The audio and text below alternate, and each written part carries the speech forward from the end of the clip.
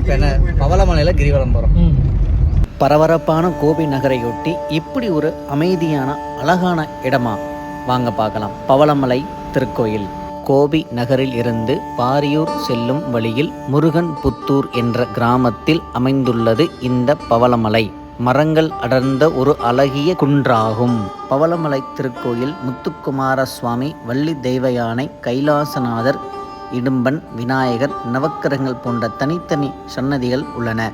பச்சை மலையில் முருகப்பெருமானை வைத்து வழிபாடு செய்த துர்வாச மகரிஷியால் உருவாக்கப்பட்டதே இந்த பவளமலை. இந்த பவளமலை எப்படி உருவானது? ஸ்ரீ வாயு பகவானும் ஆதிசேஷனும் ஒரு முறை யார் பெரியவர் என்ற ஆணவம் இருந்தது. அது கொஞ்சம் கொஞ்சமாக பெரிதாகி போட்டி போராக மாறியது.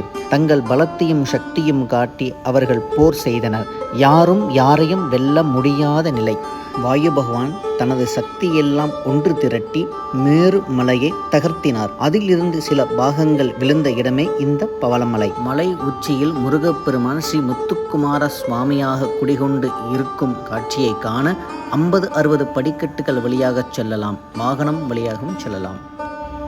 இக்கோயில் 19ஆம் நூற்றாண்டில் கட்டப்பட்டது என்று கல்வெட்டுகள் குறிப்பிடுகின்றன. அதுபோன்று நடை திறந்திருக்கும் நேரம் காலை 7 மணி முதல் மதியம் 1 மணி வரையும், மாலை 4 மணி முதல் இரவு 8 மணி வரையும் நடை திறந்திருக்கும். பவளமலை முருகனை தரிசிக்க நம் எண்ணங்களில் குடி கொண்டிருந்த துன்பங்கள், துயரங்கள் எல்லாம் காணாமல் போகும் என்பதே நம்பிக்கை.